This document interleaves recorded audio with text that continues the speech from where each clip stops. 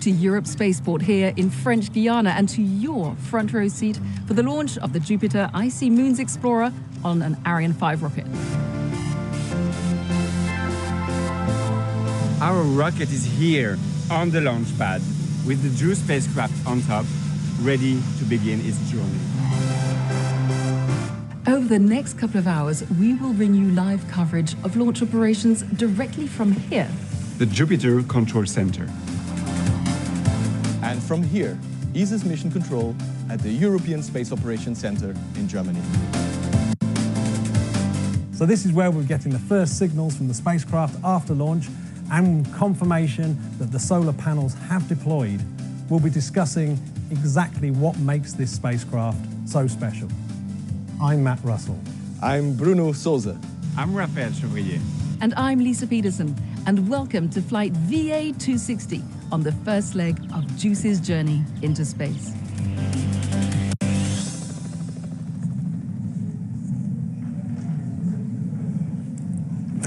Following yesterday's postponement due to bad weather, Ariane 5 is now ready for launch here at Europe's Spaceport in French Guiana.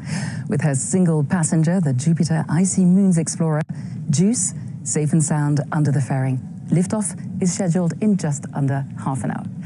I'm right here in the aptly named Jupiter Mission Control Room. This is the nerve center of today's mission, and you can see here on the other side of this protective glass, which we call the fishbowl here in Kourou, you can see the teams working hard on the last preparations towards today's mission. Opposite me here, we have the partners, VIPs, and guests all comfortably seated and waiting for liftoff. And with me right here for an update, we have Stéphane Israël, CEO of Arianespace. Welcome, Stéphane. Good morning, please. Thank you very much. So we're back here together. So can you first of all maybe tell me, 24-hour delay, what was the reason for this delay yesterday? So very simple. The launcher was ready, JUICE was ready, the launch was ready, but the weather was not with us. You know, we have to monitor two risks. High altitude winds, and it was okay, but risk of lightning yesterday was a real risk with a cloud to monitor, and so we have made the decision not to lift off yesterday. But of course, as we always say, better be safe than sorry. JUICE can absolutely afford to wait another day under the fairing, not a problem. Yes, for sure, because you know that once we will have done our job after 27 minutes and once we will have orbited JUICE on an escape orbit, then it will be the start of an 8-year journey. So one day is nothing as compared to what we have ahead of us. We will monitor the weather now in the final minutes. The teams have worked all night. All is red up to now, so we are now... All is green up to now, sorry. And we can see it on the status quo, and we get some clapping here from the crowd. It's a part of emotion for such an important mission. It's going to bring us very good luck. Yes, absolutely. All is green. And so at 9:14, we will lift off. At 9:14, we'll lift off. Thank you so much, Stéphane, and fingers crossed, good luck for today. And we'll see you later. Thank you so much, Stéphane. And Stéphane is getting a round of applause in here in Jupiter. Of course, an emotion which is easy to understand, obviously, considering the conditions of yesterday's delay. But everything is fine, safe and sound under the fairing, as we said. So, as the teams working here in Jupiter Control, more than 7,000 kilometers away over the Atlantic at ESA's Mission Control Center in Darmstadt, Germany, we have the teams there who will take over control of the aircraft once it separates from the mothership. And we're going to go straight over and speak to them and hear how things are looking over there in Darmstadt. Over to you, Matt.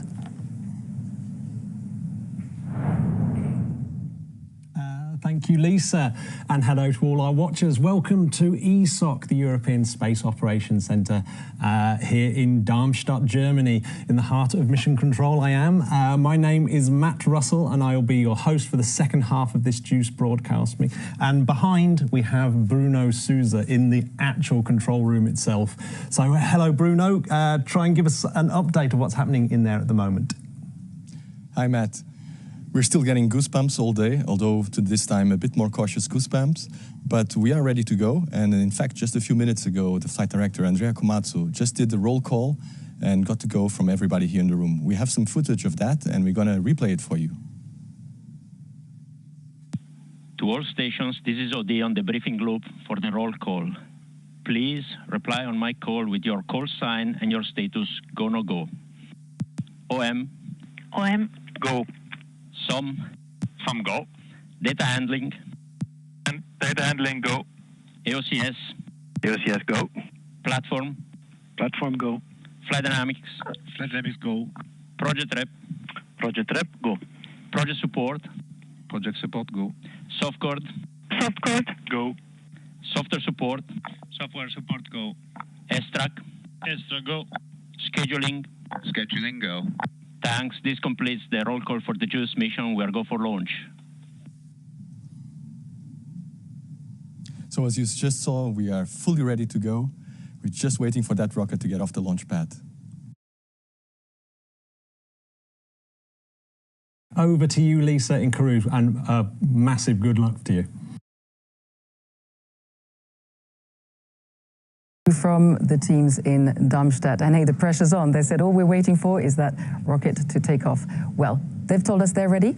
The rocket is ready, but we want to know about JUICE. And we have Mihaela Barbu from ESA who's here to tell us all about it. Mihaela, how ready is JUICE? Good morning. JUICE is actually ready and excited to start this journey. As we speak, my colleagues are closely monitoring the satellite. So yesterday, after the launch postponement, the satellite was switched off. And slowly in the day, around 7:14 p.m., it has been turned on to start the countdown procedure. They are very close to us, a few kilometers away in LBC control room, and everyone is hoping for good weather specs. Fantastic. So we have a bit of time to chat about this. So your job is schedule controller. Does that mean that you're in charge of making sure all goes to plan? It's part of my responsibility, but you know, when it comes to scheduling, it's never one single person's job. It's actually a team exercise because planning means working coherently as a team. And us, the JUICE project team, we are quite schedule-oriented. We have a strong planning mindset. And even if you have the most perfect plan, you always have risk, you have uncertainty. And we saw that yesterday.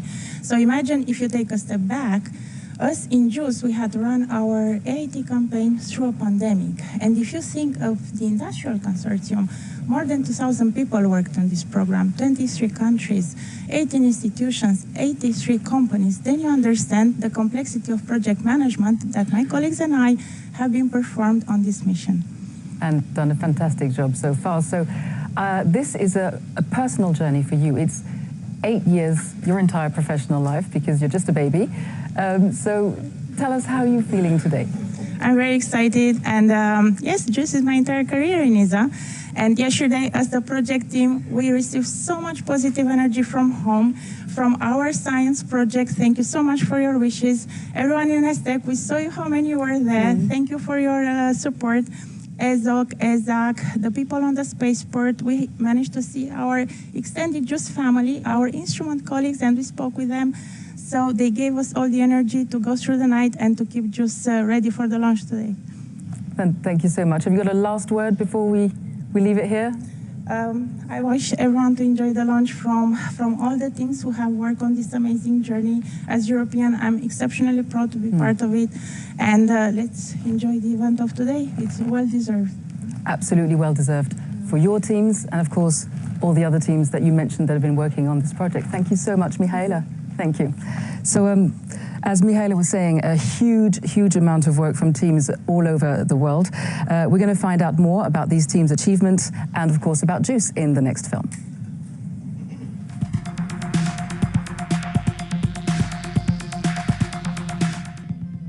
Jupiter, the largest planet in the solar system, is a place that holds many secrets. This fascinating gas giant planet and its intriguing moons have raised more questions than answers. Today, these answers are in ESA's grasp, with the very first European mission to Jupiter, JUICE. Short for Jupiter Icy Moons Explorer, this spacecraft will explore Jupiter and 3 of its icy moons, Callisto, Europa, and in particular Ganymede.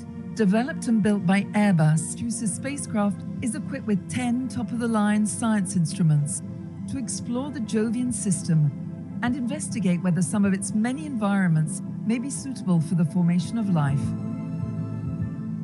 This grand odyssey of exploration begins with the launch of JUICE on an Ariane 5 rocket from Europe's Spaceport in Kourou, an historical mission aiming at solving key mysteries such as the possibility of life in the Jovian system, Ganymede's magnetic field, and last but not least, the formation of Jupiter and its moons.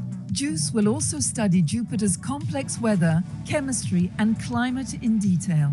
It's a very fantastic mission from the scientific point of view. Very broad science, very interdisciplinary science. We would like to see whether around Jupiter there are places where life could have started. To explore that, we need to find a place with internal energy and with liquid water. And inside the icy moons, we have good reason to believe that there is in fact more liquid water there inside the surface than on Earth. JUICE is expected to arrive at Jupiter in 2031 and will then make its Jupiter tour and moon's flybys before orbiting Ganymede. This will be the first time a spacecraft orbits any moon other than our own. During its journey, JUICE will face many dangers such as Jupiter's intense radiation belts or its large gravitational pull, but these dangers will be worth it for the science that JUICE will uncover. The gas giant will reveal some of its many secrets in 2032 when the first data will be available. Watch this space.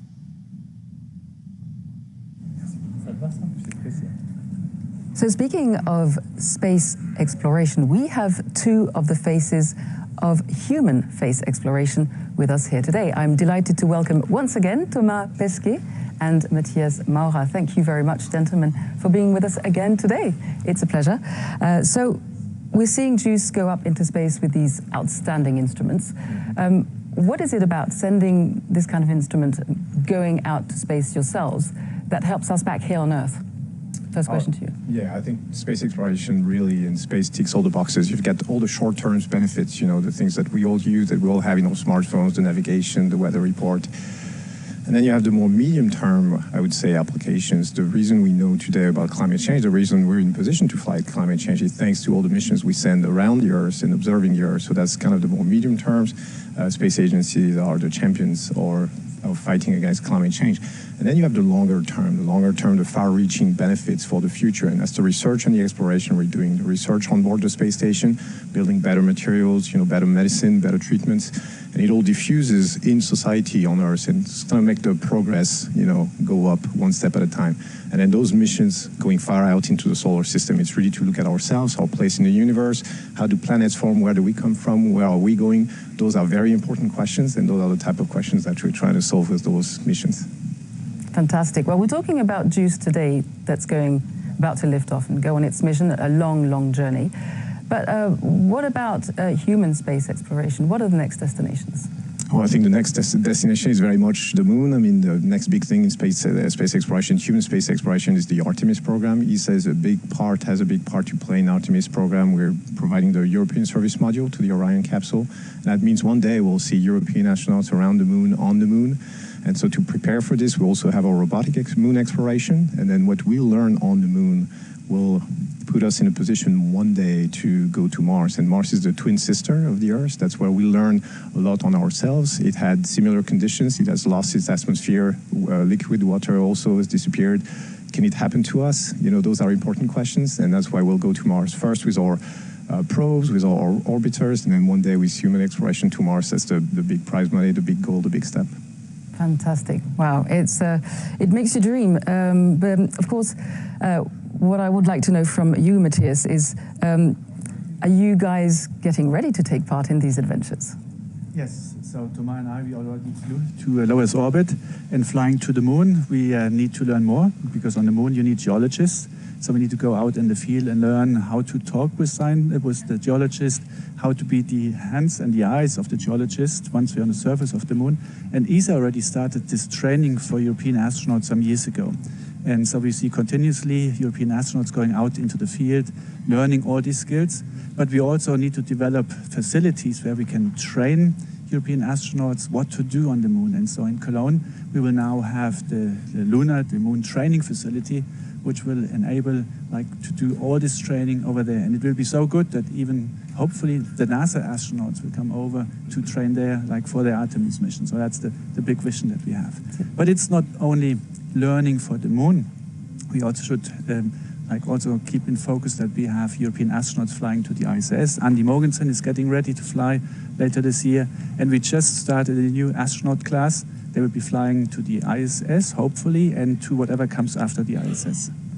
So, do you imagine yourself taking off from here from the European Spaceport here in French Guiana one day, Matthias? Yes, we are currently in times that are really like a revolution in space.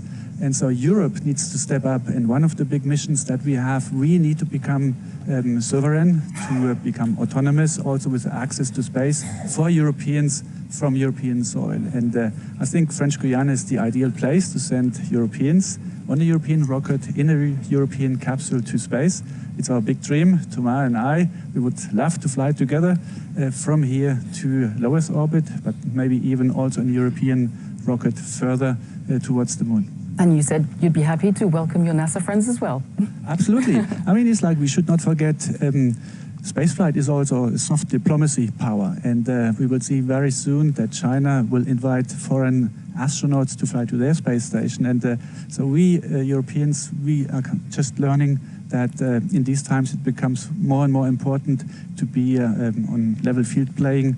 And spaceflight definitely is also an important part in the diplomacy area. Huge thank you, Matthias. And we have with us Josef Aschbacher. You are the Director General of ESA. Thank you for joining us. So in a nutshell here, what we've been talking about is Europe's capabilities for independent launch. Are you going to make this happen? You have 15 seconds. It's not for me to make it happen. It's all the others to make it happen. But certainly we have been working very hard on it. We have consulted experts, independent experts, to help us giving advice what this would mean for Europe as a unity of all the countries, the inspiration we would give, the economic benefits, the geopolitical strength that would be portrayed through such an activity. So there's a lot of interesting facets, and you have just heard Matthias and Thomas talking about those because it's so important, and yes, we are working on it. But let's talk about JUICE because that's why we're here. Also another excellence where Europe is really good, and let's look how our satellites and our launches are doing. Thank you very much, gentlemen. Huge thank you. Thank you. And to talk about JUICE, I am joined by Raphaël Chevrier from Arianespace. Raphaël is going to take us step by step all the way through every step of the mission. Raphaël. Hello, Liz. Hello. Welcome to Road to Space, and I'm going to let you take over from here and tell us what the next steps are. Yes, so this morning we are launching towards the east, where we benefit from the slingshot effect given by the rotation of the Earth. So the launcher performs a first pitch maneuver in order to get us into the right direction. And only 2 minutes and 17 seconds after liftoff, the two boosters have done their jobs of providing the main thrust, so we don't need them anymore, they are detached from the launcher. Shortly after that, the fairing, which protected the spacecraft from the environment of the launch, is also jettisoned as we have crossed the limits of the atmosphere. Once the launcher reaches an intermediate orbit, the main stage is cut off and separated. So then the upper stage takes over, which engine is going to power for about 16 minutes in order to raise speed and altitude and release JUICE on the targeted orbit. So, by the way, the little towers that you see on the motion picture, they represent a chain of telemetry stations that are receiving data from the Ariane 5 in real time, all along the flight path. After some orientation maneuvers, JUICE is separated on a liberations orbit. It means that it will have the required speed to escape literally the gravitational pull of the Earth. Then this is almost the end of the mission from the launcher, as we still need to perform some disposal maneuvers of the upper stage, but JUICE is only beginning its journey. ESA teams will use the Norcia ground telemetry stations in Australia to acquire the signal from the spacecraft and take full control of it. 1 hour and a half after liftoff, Joule will start deploying itself like a butterfly into space. First, it will unfold the large solar panels. Their total surface is 85 square meters. This is definitely bigger than my Parisian apartment. And then, in the following days, it will deploy its many antennas and probes. So the animation here doesn't depict the increasing altitude that JUICE is going to get, getting farther and farther from Earth. on its way to its 8-year journey to Jupiter. Thank you so much, Raphael. It's all very clear. And actually, as Raphael was speaking, so you can see the pictures of Ariane on the launch pad. As Raphael was speaking, we hit the next milestone in our in the chronology, which is, of course, the -10 weather update. And yes. I'm looking at the board. All is green. I All is green right now. Had anything in my earpiece. I don't see anyone picking up a mic. So it's looking good so far. It is green and we're good to go. Looking good to go. What we check, like Stefan said, we are usually checking the wind at high altitude, the wind in the vicinity of the launch pad, and also the risk of lightning.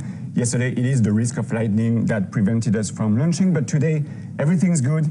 We're good to go. We can continue the operations. That sounds great. And continuing the operations means that we're heading towards what we call the synchronized sequence.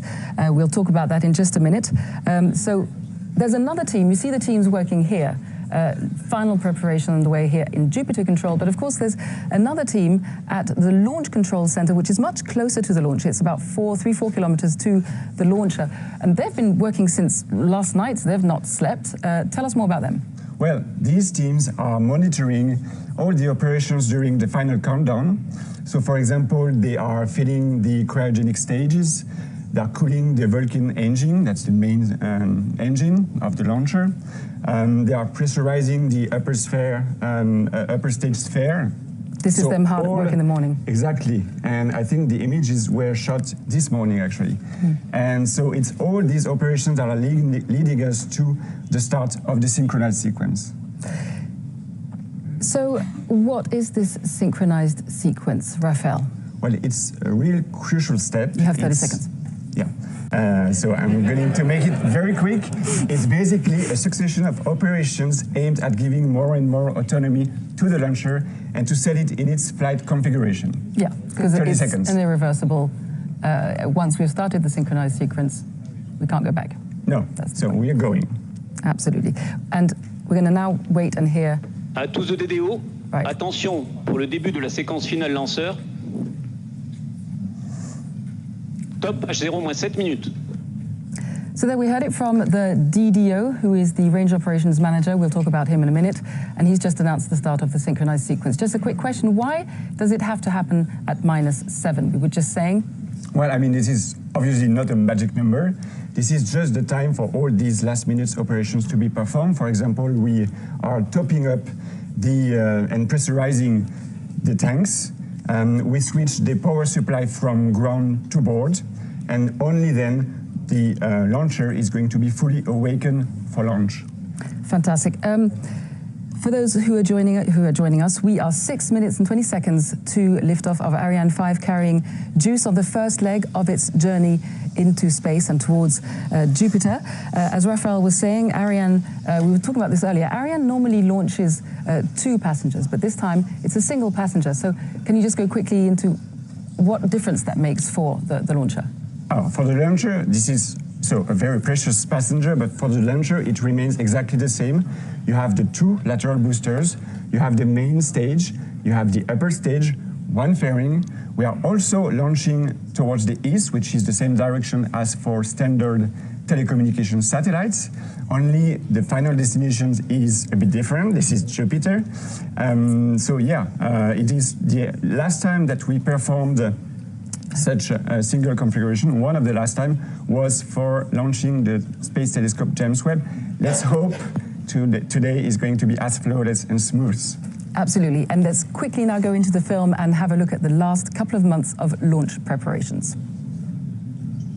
4 months ago, key elements of the Ariane 5 rocket arrived by boat on the coast of Kourou. They were carefully transferred to Europe's Spaceport in large containers. These elements were then assembled in a dedicated building. Here we see the main core being placed into a vertical position, standing 31 meters high. The 2 solid boosters were attached to either side of the main stage. This was followed by the upper cryogenic stage, hoisted into the air. and lowered onto the main stage. The whole assembly was then moved to the so-called final assembly building. JUICE arrived last February by plane in Cayenne, the main city of French Guiana. It then traveled an additional 50 kilometers to the spaceport for preparation. There, the spacecraft was removed from its container and carefully inspected in clean room facilities.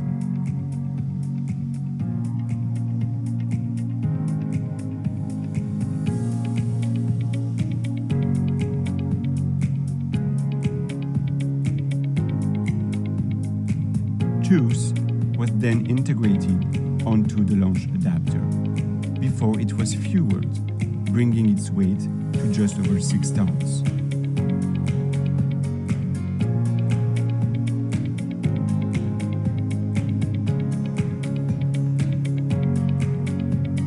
The spacecraft was transferred to the final assembly building and mated on top of Ariane 5, some 35 meters above the ground.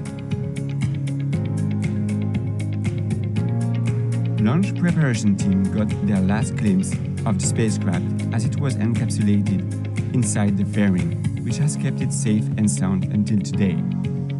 On Tuesday, Ariane 5, with JUICE on top, was rolled out to the launch pad, where today it waits, poised in anticipation for its ascent into the sky.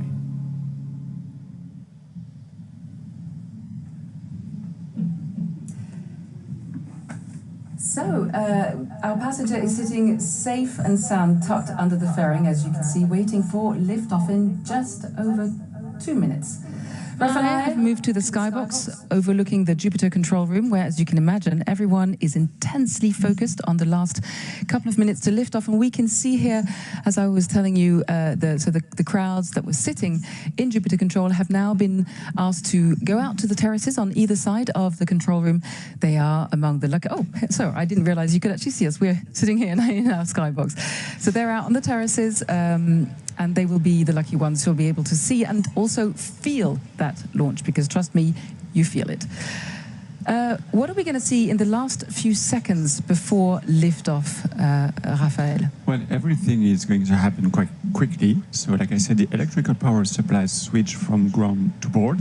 The cryogenic arms, which are feeding the upper stage with fuel, we see them retract 6 seconds before liftoff. The Vulcan engine will ignite first. We need to check it's working properly before we switch on the boosters. That's going to happen 7 seconds later. So don't be surprised if you don't see anything during these 7 seconds, because believe me, you will see and you will hear the launch. And you'll be hearing every milestone being called out by the DDO. He is the Range Operations Manager, and his role is in an... Oh, we'll wait for the 1 minute mark. Raphael. À tous de DDO, attention pour moins 1 minute. Top H0 moins 1 minute. Right, so from here on, no more commentary from us. Don't be surprised if it doesn't take off immediately, because of course there are those 7 seconds, Raphael. Exactly, so just enjoy the launch. During which the Vulcan engines are set on, and then the launcher takes off. Go Ariane 5. Go Ariane 5. Enjoy.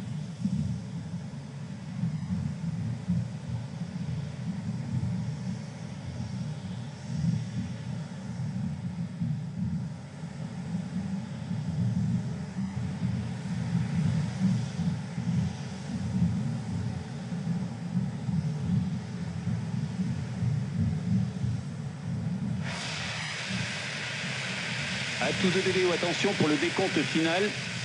10, 9, 8, 7, 6, 5, 4, 3, 2, 1, top.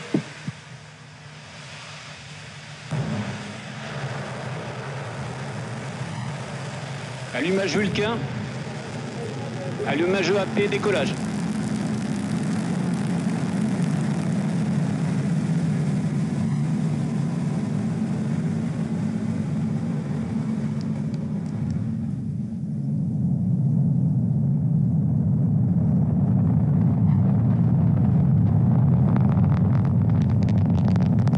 La propulsion est nominale.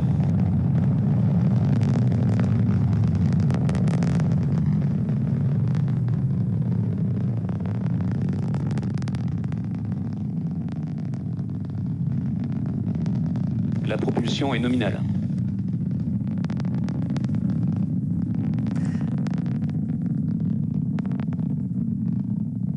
And there we go. We've seen the Ariane 5 liftoff, roaring through the tropical sky, carrying Juice on the first leg of her journey into space. And now she has disappeared under the crowds. And see there, in Kourou, there are many places from which to watch these launches. As you can see, the beach, any place. And here we have a glimpse again of the rocket. Raphael, it's an amazing sensation for you as well, I'm sure. Yeah, even with the clouds, it's just... La trajectoire est nominale, tous les paramètres bord sont nominaux.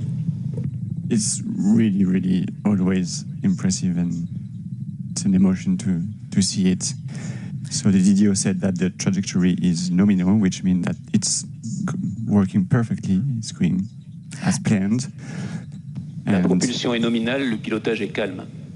And in fact, just to sum up what the DDO does in 3 words, his responsibility, he's the person who calls out every milestone along the way, and he's in charge of providing information on propulsion, guidance, and trajectory. Exactly, he's like an orchestra conductor, gathering all the information and summarizing it in real time, and soon we'll have booster separation. We're waiting for confirmation from the DDO. Séparation des EEP. So the boosters have been safely separated. This is great. They have provided 90% of the overall thrust of the flight, so they're doing the main job. And then soon we'll have the separation of the fairing. And by the way, you see a special drawing on the fairing right here. Children around the world will ask to submit artwork La trajectoire est nominale. Inspired by Juice's epic journey, and on this fairing, we see one child's interpretation of Jupiter embracing our spacecraft. Everything is nominal. Tous les paramètres bord sont nominaux. All parameters are going smoothly. And there we have it. We've seen it in our 3D Séparation preuve animation, confirmée. and we've just heard it from the DDO. Confirmed. So the fairing was used to protect the satellites from the friction of the air, but also from the noise generated during the ascent phase.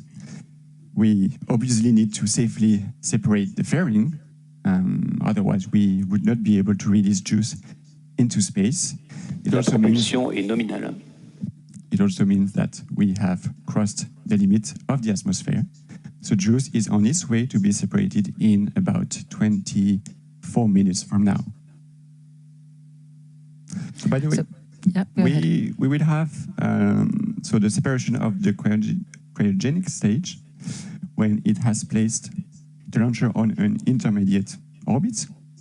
After this, I can mention that during, and we can actually see it on the motion design, because this is 3D animations here, that during the ascent phase, the launcher is set in what we call a barbecue mode. So it's slightly rotating on itself at a speed of 0.7 degrees per second. Le pilotage est calme, la propulsion est nominale. So we do this so that every face of the satellite is equally exposed to the sunlight.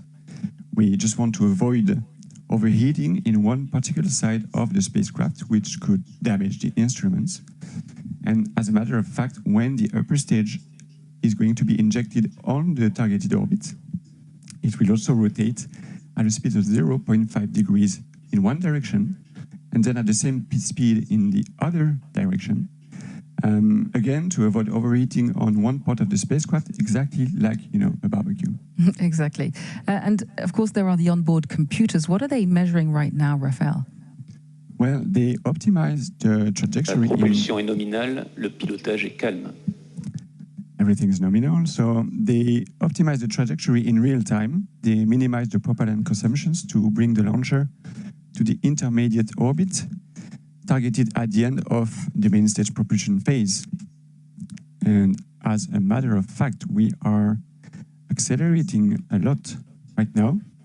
So within the next 3 to 4 minutes, we'll go from, well, 3.5 kilometers per second to more than 7 kilometers per second. So how much is that per hour? Because you're the engineer. 25,000 kilometers per hour.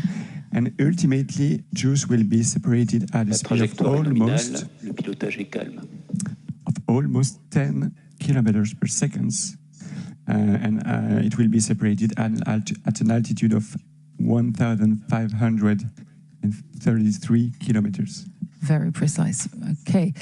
So the next milestone we are now waiting for, and we'll be hearing this again from the DDO, is the acquisition by our downrange station of Natal. That is located in the on an island in the middle of the Atlantic. I'll just wait and hear that from the DDO.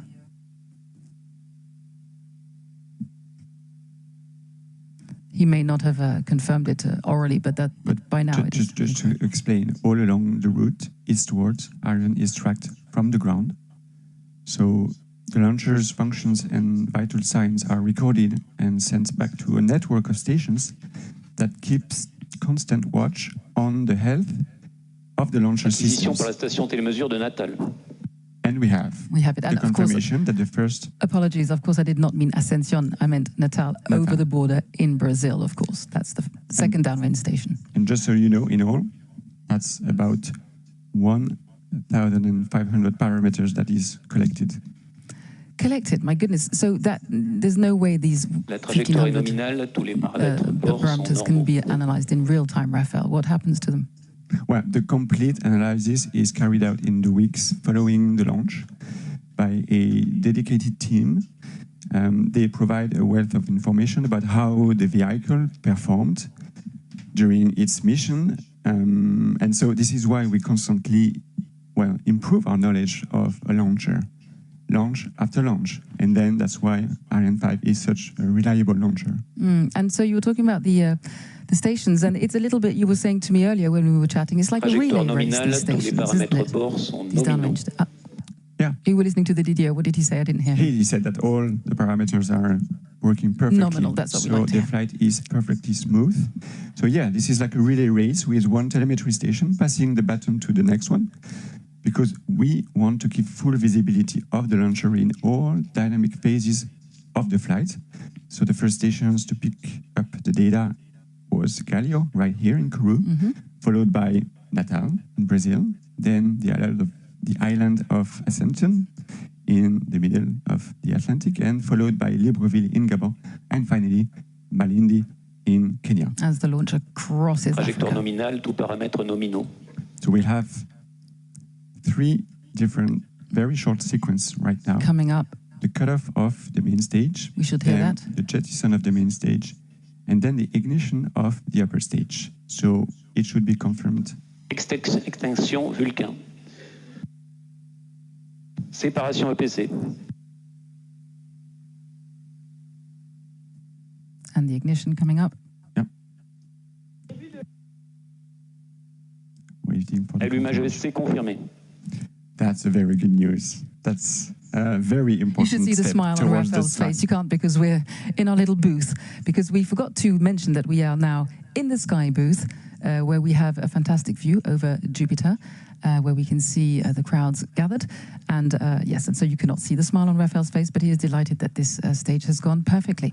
Yeah, the ignition of upper stage is absolutely key, because it's always quite a little bit tricky to ignite a liquid stage in the emptiness of space. I told you that on the ground we wait for a few seconds to check that the Vulcan engine is correctly ignited before visibilité par la station de Galileo. Before liftoff.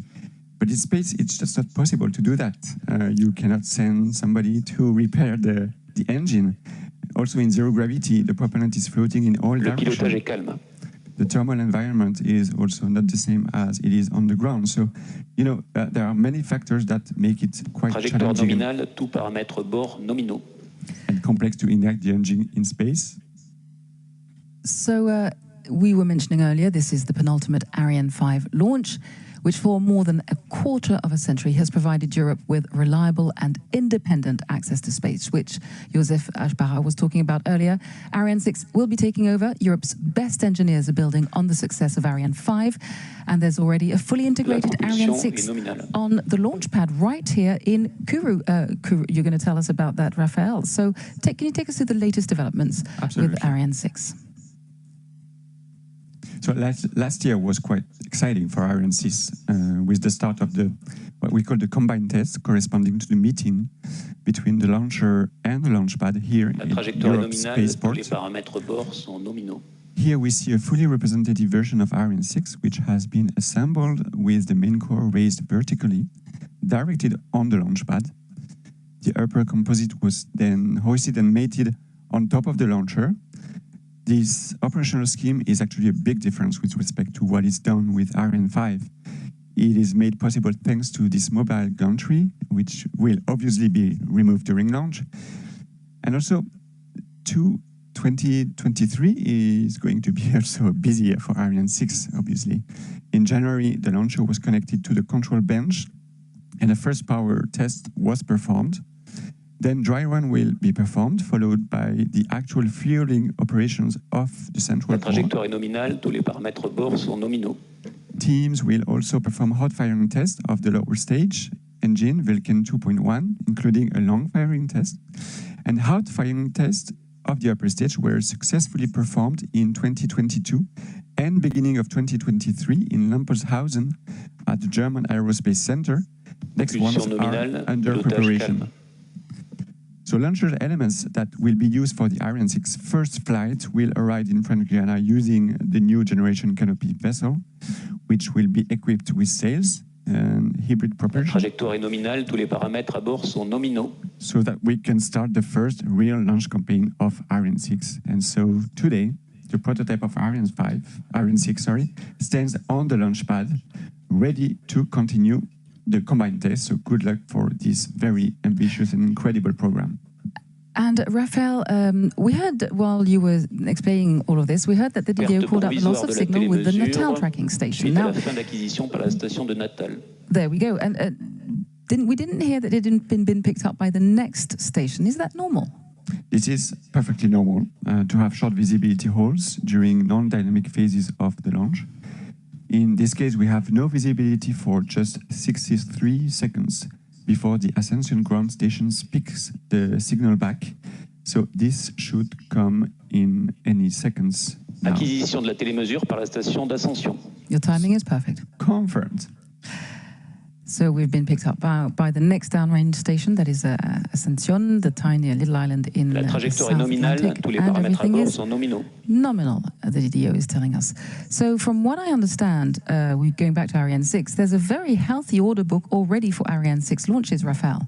Yeah, Ariane 6 is already quite successful on the market, with already 28 launchers sold for both institutional and commercial customers. It is a very versatile, flexible launcher, perfectly suited for complex missions and satellite constellations deployment thanks to its high liftoff capability and its reignitable upper stage engine.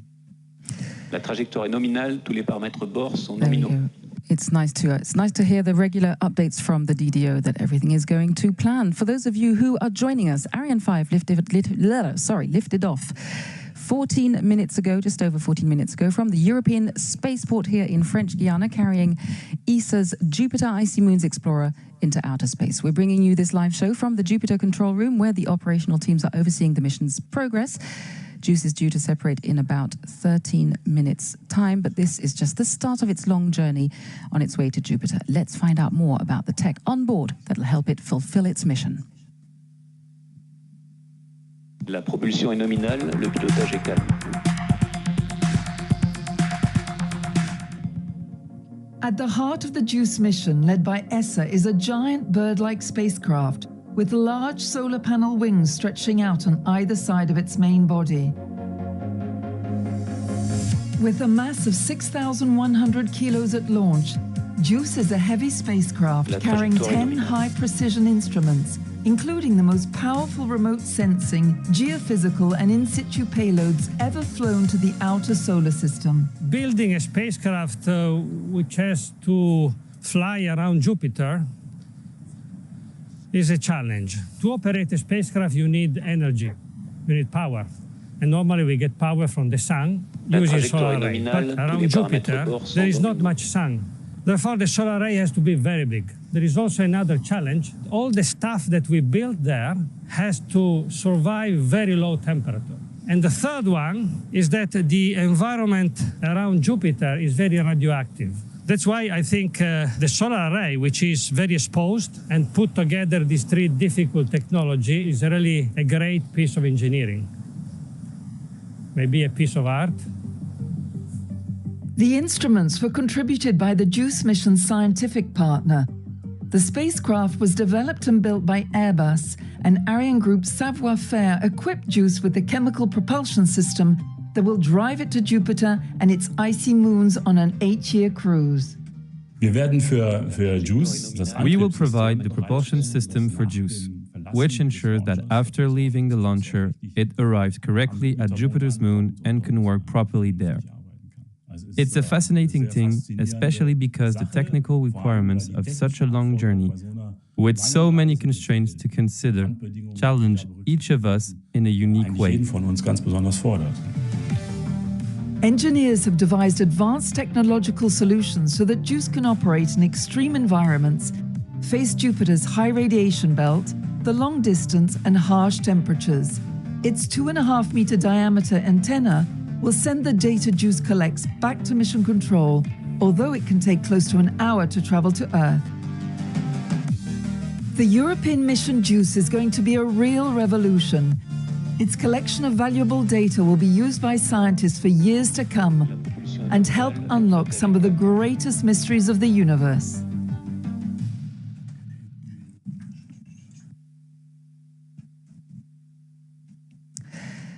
So, Raphael, JUICE is an emblematic European science mission. So what is it about this particular mission that inspires you as a rocket scientist? Well, dream. And dream has always been a very strong driving force. Acquisition par la station télémesure de Libreville. For me, but also for, I think, everybody who works in the space industry. If we go on a more personal note, actually, before working at Arianespace, many years ago already in my life as a space writer, I remember that one of my first real article I wrote was about Jupiter's icy moon and the preparation of the JUICE mission with a focus on the moon Europa. And you can imagine that I would have never thought back then that I would be here standing at Kourou Spaceport in the Jupiter room to comment on its deployment into space. And I think I'm not mistaken when I say that all my colleagues are inspired by such emblematic mission. It really gives us an extra boost each time. And especially when it comes to a mission aimed at looking for signs of life, that is just something else. It's difficult to actually fathom. Can you, I mean, yeah, the ambition of JUICE, and it's a very complex mission, by the way. La propulsion est nominale, le pilotage est calme.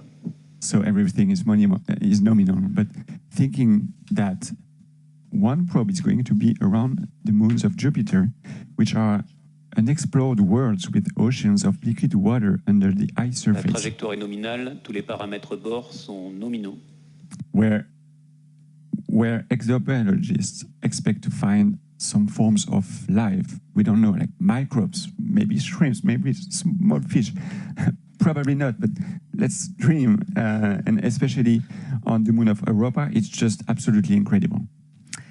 Indeed, Raphael, hundreds of professionals in Europe are working on this crucial mission. We met some of them earlier, and as we know, it takes a whole family to put such an expedition together. So let's hear from some of the partners of this mission.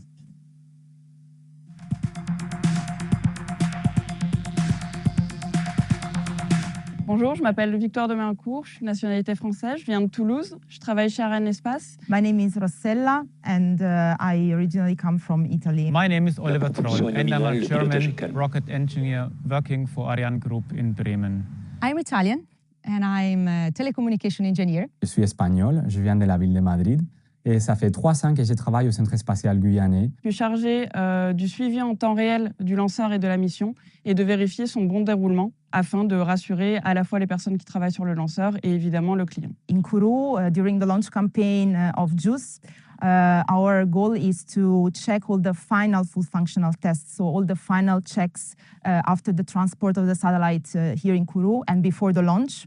I'm responsible for the follow-up of the stage integration up to the launch, the treatment of technical anomalies with an end-to-end view, the technical consistency of all information, and the on-site presence in Kourou during launch campaign. Je travaille à la sauvegarde vol. Mon rôle le jour J consiste à surveiller la trajectoire du lanceur et les équipements à bord. Et si on constate que la mission cesse d'être nominale, on pourrait être amené à intervenir pour assurer que tout se passe en sécurité pour les WION et les personnes et ainsi maîtriser les risques. I take care of the assembly and integration of all the units of the spacecraft, and afterwards to make sure that the test campaign goes as planned and that the spacecraft will perform as expected once in space. If I want to define team spirit in 3 keywords, I can say the first one is collaboration, the second keyword is coordination, and then the third keyword, which is the most important for me, is to have fun. It helps overcoming difficulties and obstacles. So yeah, for me this is the most important part.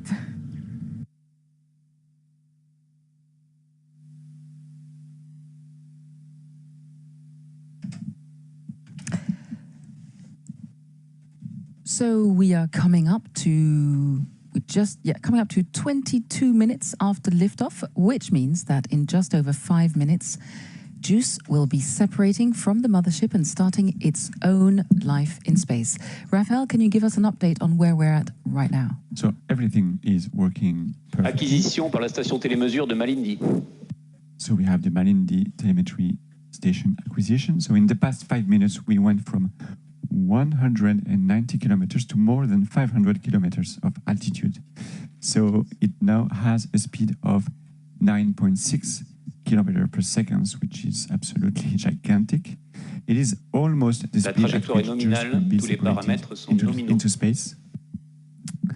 During the next 5 minutes, we'll increase altitude even faster. We'll gain an additional 1,000 kilometers in altitude. And by the way, the weight of our structure right now is 14 tons about, only 2% of the initial mass of the Ariane 5 when it was on the ground. That is just unbelievable, 2%.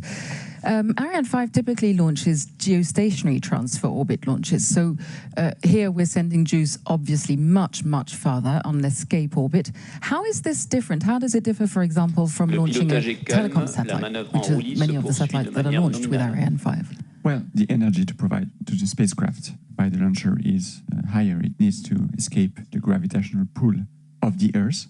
Also for geostationary launches, we usually have a launch window of typically 30 minutes to 1 hour and a half, let's say, during which we can try and launch. And today's mission is sort of a rendezvous mission. And there was no launch window. It was what we call an instant launch. So we had to launch an exact time. So this is why everything has to go smoothly, even the weather before launching. Also, geo launches to the geostationary orbit usually happen in the evening. Today we launched in the morning, meaning that the team have been working all night during the final countdown. And also, we had to slightly adapt the filling of the tanks of the upper stage with cryogenic propellant, as the launcher was exposed to the sun since early morning, 6 a.m. So the sun heats and increases the pressure of the tanks. So we had to slightly underload it by 120 tons. Which is kilos, sorry. So how is it this mission in itself different in terms of preparation? Well, we needed to take extra care in terms of cleanliness, because before leaving the Earth, we want to know exactly what kind of biological material JUICE takes with it. In French Guiana, there were several institutes which took samples from JUICE in the various satellite preparation rooms. of course, most of the microbes will be sterilized in space, washed out by space radiations, but some can survive. Here we see on the image His Majesty the King of Belgium and His Royal Highness Prince Gabriel. And they are here as VIP guests because Belgium has contributed rather importantly towards preparations for JUICE. So we were talking about, we were looking at the difference in preparation, weren't we? The second main difference is that, you know, JUICE will perform very precise magnetic field measurements around Ganymede, the moon of Jupiter. And we had to measure many times the magnetic environment of JUICE during the launch campaign on the ground to make sure that in space it will measure only the magnetic environment of Ganymede and not its own magnetic field. Because it has a very, very strong magnetic field, of course. Exactly. Okay, and so in a nutshell, looking at the time, we actually have, I haven't heard it from the DDO, did you?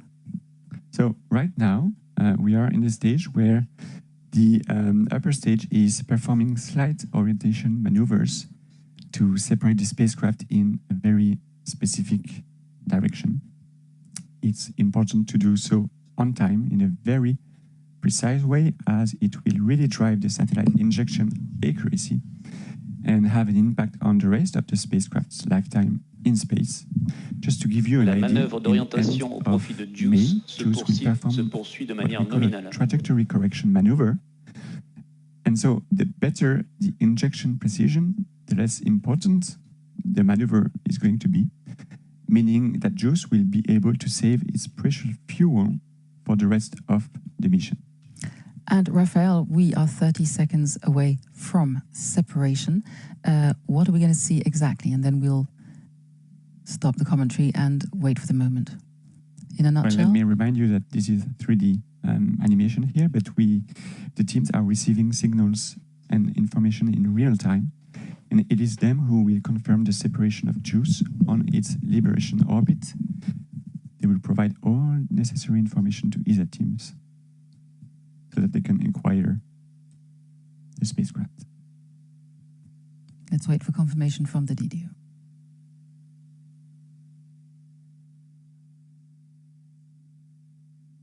Séparation JUICE confirmée. And this has been confirmed that the spacecraft is safely separated on its targeted orbit.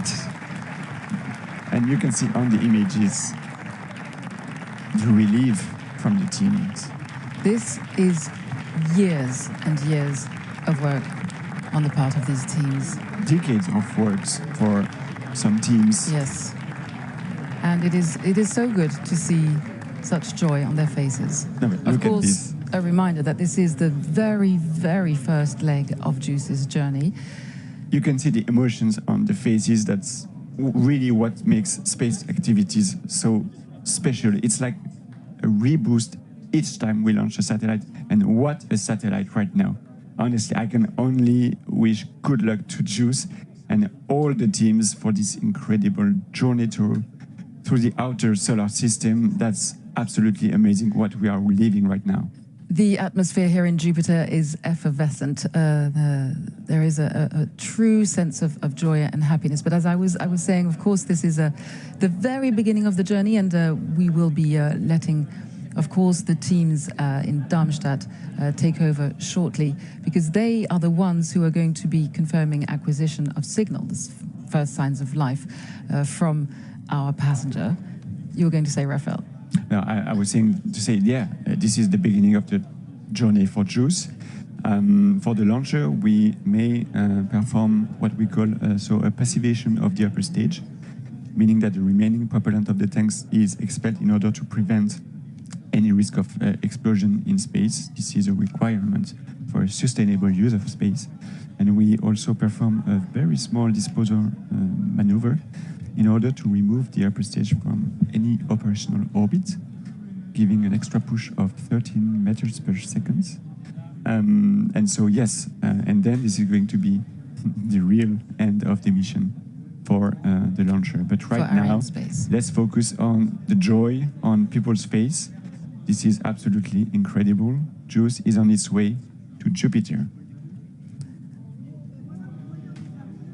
And it is especially a joy when you know, considering the stress that a delay brings. Even though we know that the passenger is safe, it is a lot of work for many people to have to delay, and a very safe choice to make, of course, as we can see today. So again, in a few minutes, ESA teams will acquire the satellites. We're now waiting for, of course, for comments from Stéphane Israël, who's just been mic'd up in the fishbowl, and he'll be with us very shortly. So we'll of course tell you when he's with us. We'll let you know, and we'll let you enjoy the smiles and happiness on everyone's face.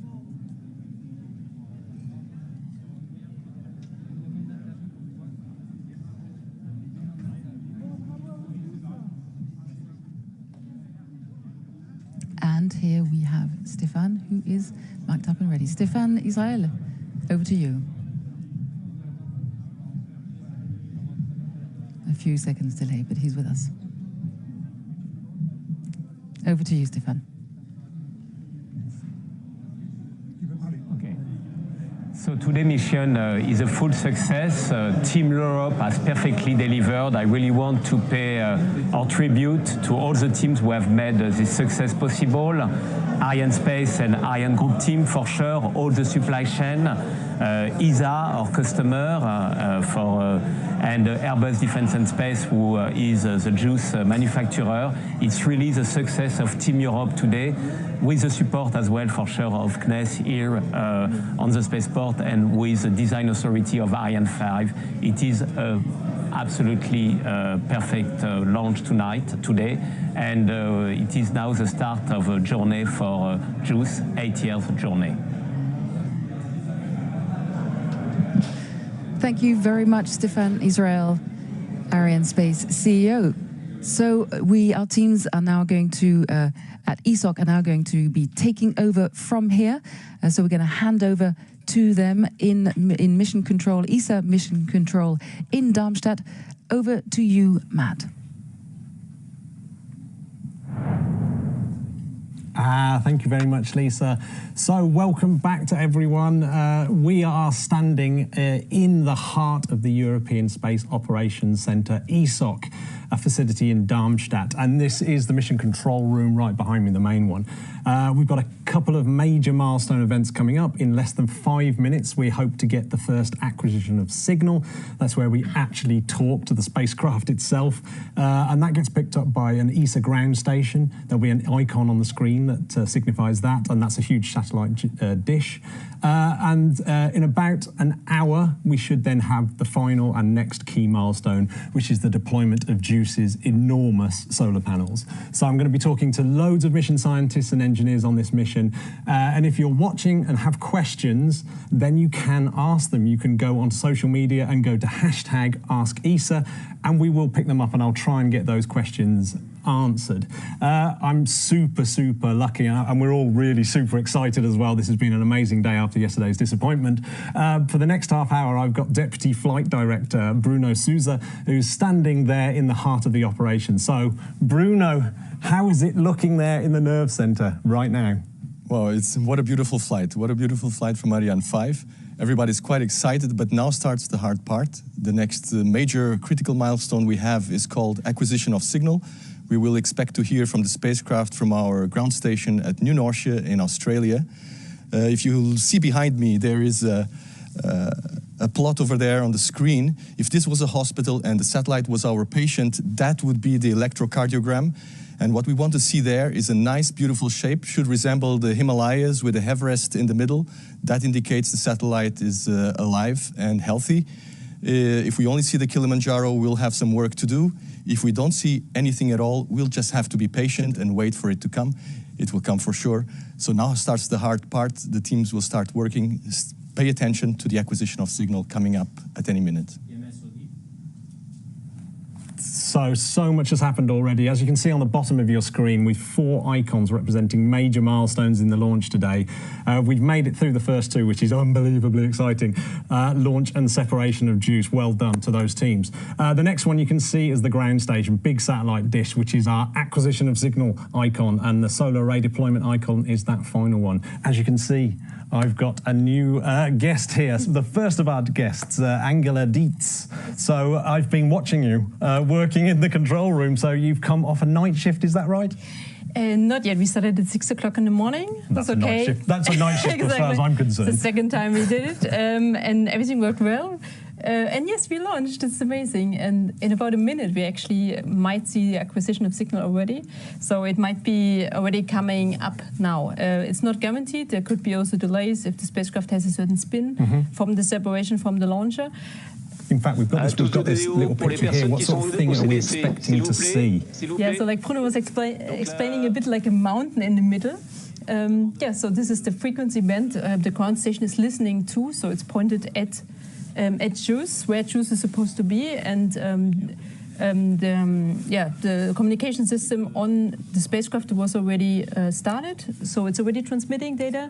But here we wait for the spacecraft actually to come over the horizon, so to arrive, to be seen from the ground station. So we've got have we got a small window where we can see this, or how big's the window where we can actually see this acquisition signal? Well, first time would be actually now, but it could be delayed up to 40 minutes. So really depends how the spacecraft is moving. If it's a little bit tumbling, the spacecraft will first do an acquisition and stabilize the attitude. Okay, right. We're just coming up to this acquisition window, so I'm going to go over to Bruno in the control room and see if we can see what's happening.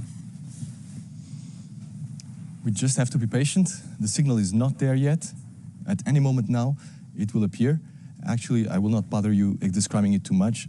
Just stay with me and watch that signal until it pops up with the signal of our spacecraft.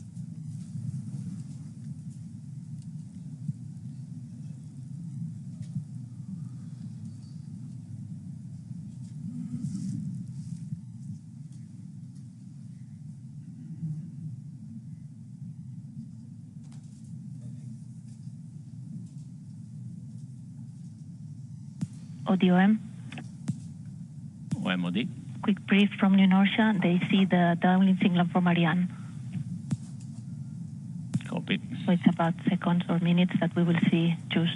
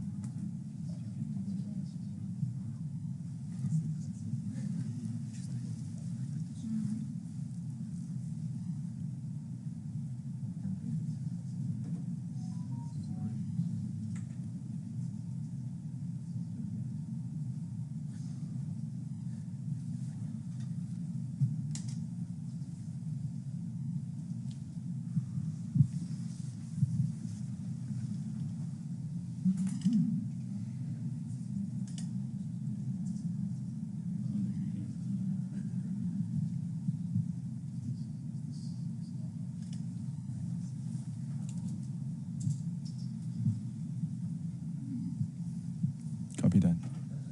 Just stand by.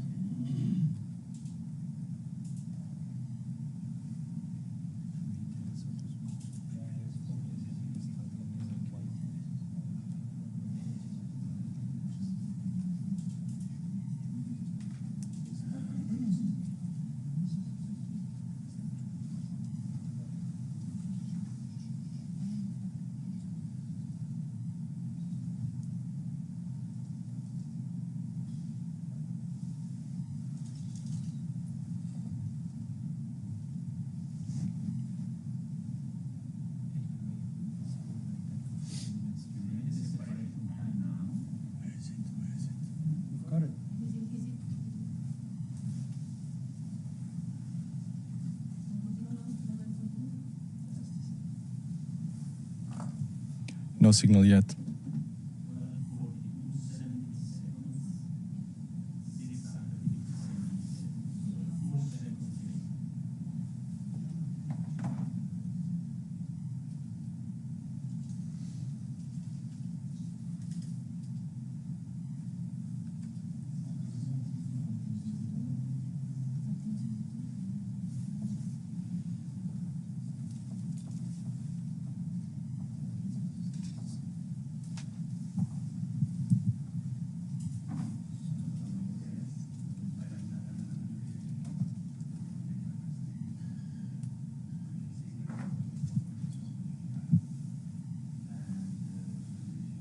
La dernière manœuvre d'orientation de l'étage supérieur se poursuit de manière nominale.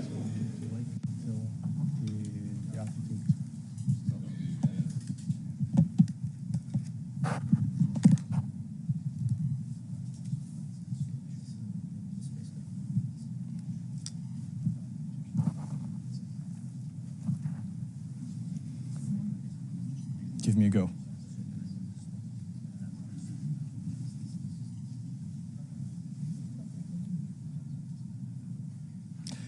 We still don't have acquisition of signal at this point.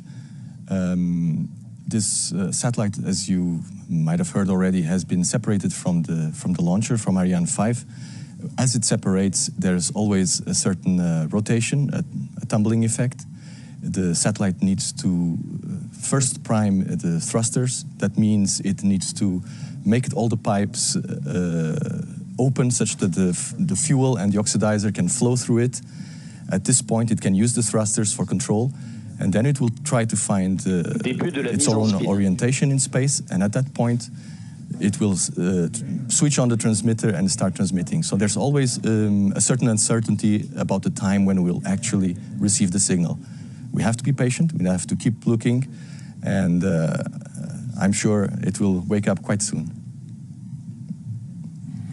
So thanks very much, Bruno. So Angela, what does it mean? What does this actually mean? How long do we have to kind of try and get this signal acquired? And you know, where are we? What's your feelings right now? For me, this is still nominal, yeah, yep. Still quite nominal. So this is really what we said, like 51, that the spacecraft comes over the horizon of the antenna, so could be seen from the antenna, but that doesn't mean that the spacecraft is already in a state to really transmit. It's what Bruno was said, so it's really still finding, stabilizing the attitude. So yeah, only in about half an hour we would start to get nervous. So from this point on, it's still normal for our point of view. And if it is tumbling, the spacecraft itself does its own kind of trying to work itself out, and that obviously there's millions of different scenarios, I'm assuming, of how it does that. So is that why there might be this delay in terms of how it works itself out? Yeah, there's some studies, some investigations that have been done how much the tumbling could be, and yeah, it could be worst case. Yeah, just taking this time. Okay, well, thanks very much. So thanks very much for joining us. It's really tense now. It's super tense. So if you've just joined us and you are following the JUICE spacecraft after its separation from Ariane 5, we're hoping to actually talk to the spacecraft soon. It's starting its billion-kilometre journey to Jupiter, well, many billion-kilometre journey to Jupiter. We're in the European Space Operations Centre, where the fleet of the European satellites and spacecraft are actually flown and controlled by a large multinational team, people, Angela, scientists and engineers. If you want to ask questions of my many guests that are coming up, you can use the hashtag #AskESA, and I'll try and get them answered as soon as I can. But in the meantime, I'm going to switch you back over to Bruno. To me. Oh, for the who's who in the man control. Yeah, tell us who's who in this, who all this international team are. Just as well, it's a good opportunity to introduce everybody who's in the control room right now. And I will start with this side of the room. And this function are the software coordinators. Today, Marta and Luca and Danielle are taking care of all our software. So all the software that is running on these consoles and on the servers, it's taken care by them. If anything fails, they bring it back up. Right next to them are the ground operations managers. and they are taking care of all the facilities, all the ground stations, making sure that we are connected to the ground station, configuring the ground station to listen in on the satellite, so they will be responsible for finding the satellite in the sky shortly. Now we move over here to the flight control team. And in the flight control team, they're responsible for operating the satellite, so they will take over control once we see it in the sky. Different functions are present here. On the front row, platform is responsible for our radio communication system and for our thermal system. Rudy is on shift at the moment. Right next to him, Arthur is taking care of the data handling. That's our onboard computer, our mass memory, and all the routing of data to the ground is taken care by Arthur. And then over here on this side, we have the attitude and orbit control expert. In this case, Giulio today. He's taking care of monitoring the separation sequence and what's happening on board. He's also a system engineer. And leading all these people at the moment is my dear friend and colleague for many years, Ignacio Tanco, who I may add is probably one of the best spacecraft operations managers in the world right now. At least the only one flying to Jupiter today. And over here on the last row, we have the flight director. He's also on this side of the ocean, orchestrating like a maestro all the teams that are now working towards a successful mission for JUICE. And next to him, we have project support, project representative. They have been working on the development of JUICE for many years, and they have been managing the program, and now they are finally seeing the fruit of their long years of work.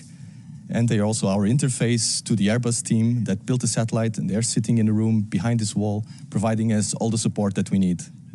Back to you, Matt. Thanks very much, Bruno. Right, always absolutely amazing to have Bruno's expertise on the floor and just all those amazing people. What an absolutely awesome team they are. So if you've just joined us, we're live in Germany, here in the heart of the control centre, where the European fleet of satellites and spacecraft are indeed flown, as we've just seen. You can join in at home and send in your questions at #AskESA. So right now, we're trying to talk to the spacecraft, and that is done with a ground station called New Norcia, which is actually in Australia. And amazingly, we're going to be able to speak to the manager of New Norcia, Suji Jackson, all the way the other side of the world. We've got to go right the way through the world to get there. Yeah, let's go there right now. Hello, Susie. So right behind you, I can see an enormous dish that looks very much like our acquisition of Signal Icon. G'day. Is that the one that we're actually going to be using to try and talk to the JUICE spacecraft?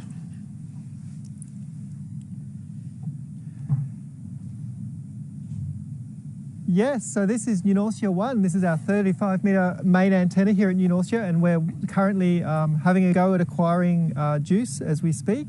As you can see, we're up a little ways away from the horizon already, so the spacecraft is up in the sky here. Conditions here are really good, really nominal, and we're waiting for the signal to come in from the spacecraft. So that does look like an enormous dish. Does that track it straight away, or is there another dish that sort of can move faster and get a hold of the spacecraft before this massive, enormous dish does?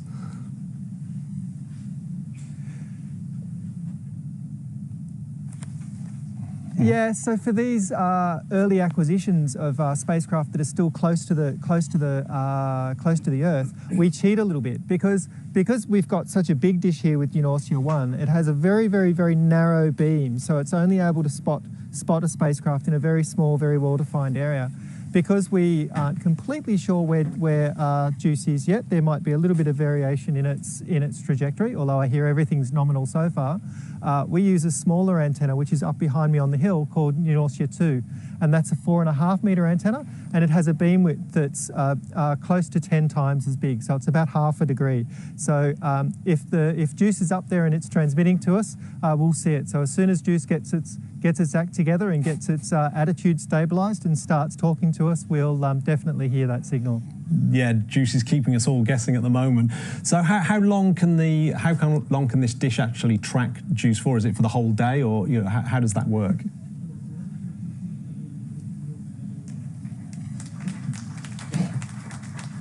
Yeah, so our nominal mission tonight will be about 7 hours from AOS right the way through to what we call LOS, loss of signal. So we'll track up into the sky up to about 50 degrees, and then while we're doing that, JUICE is moving away from the planet, and the planet's rotating underneath JUICE. So it'll actually come up, and rather than going over the other side like a normal satellite that's in Earth's orbit would do, it'll actually go up and then come back down as the spacecraft moves away and as the Earth rotates underneath.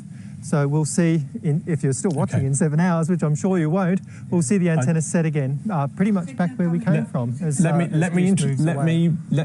Yes, Susie, I've got some great news for you. We have acquisition of signal, so I'm going to go over to Bruno in the main control room. This is super ace news. Wow, wow. What can I say? These are the words that every spacecraft operations engineer wants to hear. And Andrea Komatsu just said them to us. He said, we have acquisition of signal. The spacecraft is transmitting telemetry. It's flowing into our systems. Everybody's super excited, super happy. Well, it's a lot of work from now onwards, and we have to keep on going. So we'll keep reporting back how we're doing. First of all, we've reached a fantastic milestone. The spacecraft is alive. You start seeing Mount Everest popping up there in the plot right now. The telemetry is flowing and nominal. We will now start checking every subsystem to make sure that everything is healthy after this crazy ride into space. And then we'll report back to tell you how we're doing. Back to you, Matt.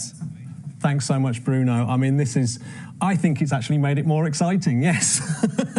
Now, don't forget, you can get involved at home and ask questions. And we are on a roller coaster, so we've just hit our first of our milestones. We've got one more really big one coming up. So if you fancy joining in, asking questions, then please do send in your your facts. So I'm going to be joined in a second after I show you a video about how exciting this whole journey has been for mankind, getting here to send a spacecraft off to Jupiter. And so we're going to play you a little video now, and I'm going to take you back in time. We're going to go back, far back in time.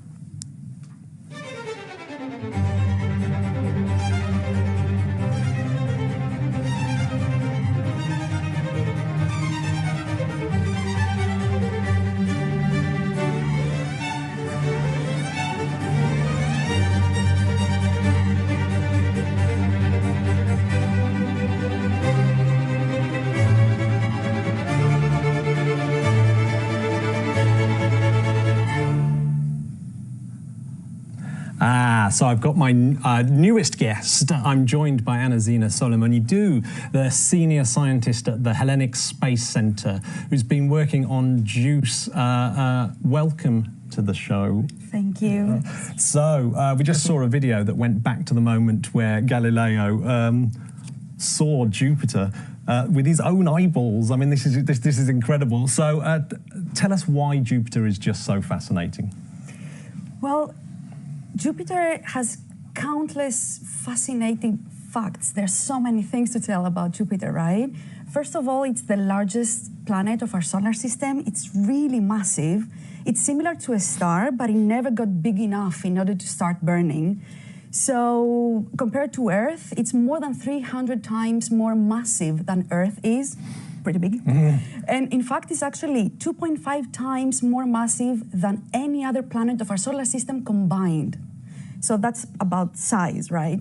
Then it has very big storms, like the red giant spot that we have on Jupiter, that it's been there for hundreds of years, and it's covered also with clouds that they're like 50 kilometers thick. So you can imagine about the size, right, and what we're talking about. It also has rings. We don't know that much, about Jupiter's rings compared to what we know about Saturn, for instance, but they're there. It's just they're a little bit fainter, yeah. It has been observed by 8 different spacecrafts throughout the time, and of course, it has the most moons than any other planet of our solar system. So we count 95 moons up to today. And some of them, the Galilean moons, are so interesting and so important that we're sending a mission to go there and look at them, a dedicated one. we've had this picture up on the screen. Is this the sort of thing that Galileo might have seen through his telescope? Well, I can imagine that he didn't see that precisely. It was something fainter and more blurry. But you know, he saw something, so that was very important. Yeah. So when he first looked at Jupiter, did he actually see the moons when he first saw it, or did he have to sort of adapt his optics and get better and better actually being a telescope maker? Exactly. Yeah. So while Jupiter was known since the ancient times, Galileo was the first one in 1610 that made a detailed observation of the planet. And because he made some improvements to his small telescope, he was able to observe more distinctly some bodies, and that's how he was able to observe the Galilean satellites. So we're talking about Io, Europa, Ganymede, and Callisto. So yeah, and in a sense, Jupiter is gonna try to do the same if we think about it. Yeah. So Galileo improved his small telescope, his main instrument, and he was able to see something that wasn't seen before. So now with JUICE, we're going back with state-of-the-art, new and unique instruments to improve what we've seen before with previous missions.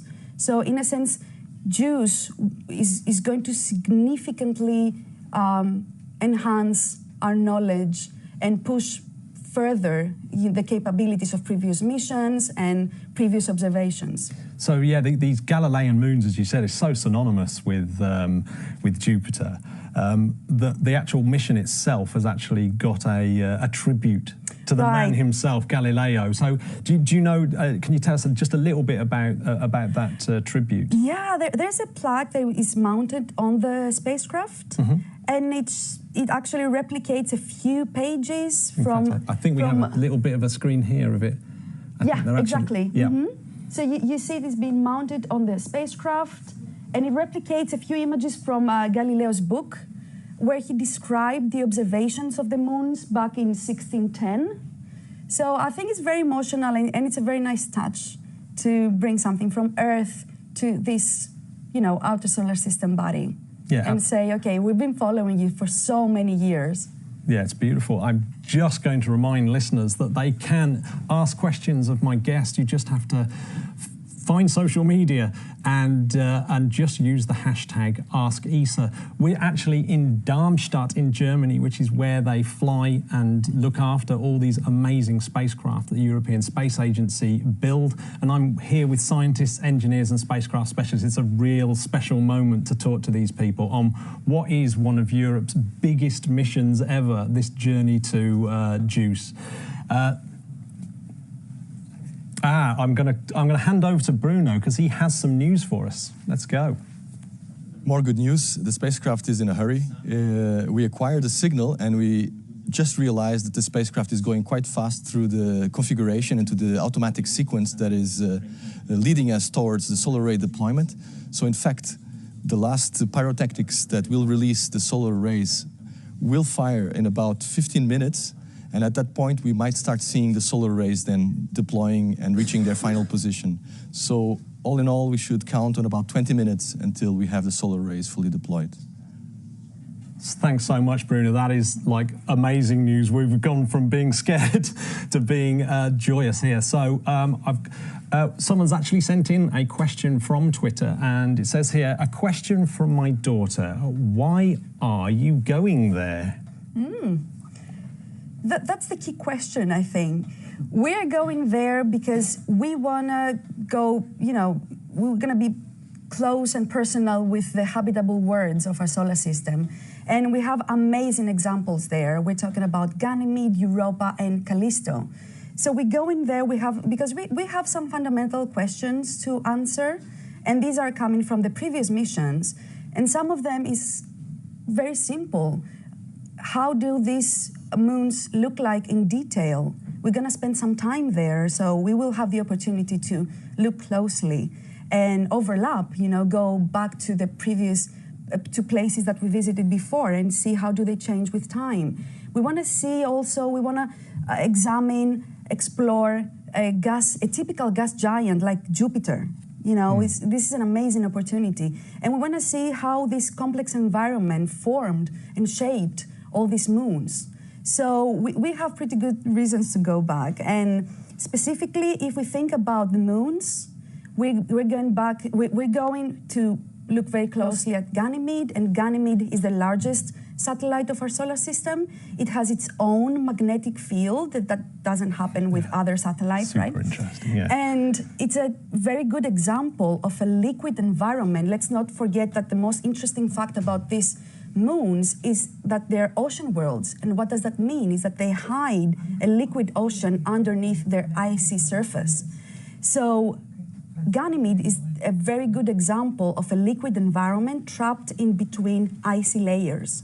Then we go into Europa, and Europa is 4.5 billion years old, but the surface is only 20 to 180 million years old. So it's very, very young.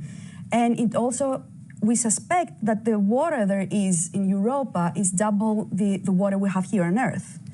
So it's the best candidate. If you want to find life out of Earth, Europa is a very good candidate to go and, you know, search and look around. I mean, that's why we're going, isn't it? The water things. Thanks so much for joining us. I mean, thank you, it's my pleasure. The whole purpose of going to Jupiter is just blowing my mind. But thank you so much. So we've just got to the hour mark after launch. So I think it's about time we went back to Bruno and got more of an update. What's happening in the control room, Bruno? Hi, Matt. It's all going according to plan. The pyros are firing in sequence. Every time one fires, we wait another 2 minutes, the next one fires. We will get an information as soon as we reach the last ones, and then we will know that we are just a few minutes away from full array deployment. So we just have to hang on a few minutes more. Everything is going super smooth. All subsystems have reported already that the spacecraft looks quite healthy, so no reason to worry at this point. Let's just keep watching. A few minutes more, and we should have also power being produced by the spacecraft itself. Thanks so much, Bruno. So sending a spacecraft to Jupiter really is no mean feat, with some very hard obstacles to overcome. I'm delighted that I'm joined by Frederick Fay from Airbus, who are the main contractor that actually built the actual spacecraft itself. So welcome, Frederick. So what are the challenges for the spacecraft? It's a super harsh environment, isn't it, space? And so what are the challenges that it faces on this 12-year timeline? In fact, we're looking at this timeline here. Can you describe a little bit about the journey, about how the actual journey works? And yes, so in fact, the mission was defined to maximize the mass of science instruments to be brought to Jupiter. And to do that, Ariane 5 was not powerful enough to send directly the spacecraft toward Jupiter. The payload mass would have been too small. And what has been designed by ESA mission analysis team and then tuned by flight dynamics team is multiple flyby to benefit from gravity assist of massive planet on the way to Jupiter. And as a result, we have 1 year after launch, we'll have a lunar Earth flyby, which will first accelerate the spacecraft. In fact, send it toward Venus 1 year after, then accelerate again around the Earth, a third acceleration around the Earth, and then a 2.5 leg to Jupiter. And it was within the mission capability to be able to reach Jupiter within 10 years. It was the requirement for the mission analysis. And each year you can find, depending on the configuration of the planet, you can find some trajectory with Venus and Earth, with Venus, Earth and Mars, and different combination. And in fact, the combination that we have today for this launch window is Earth, Venus, Earth, Earth, and then Jupiter. With some peculiarity on the first one, to have an even more effective quick at the beginning of the mission, mission analyst guy have found possibility to use lunar and Earth in a 1 day separation. So first you are at 700 kilometers just around the moon, and then you are 1 day after around the Earth, and you have a double acceleration that improves the overall energetical scenario.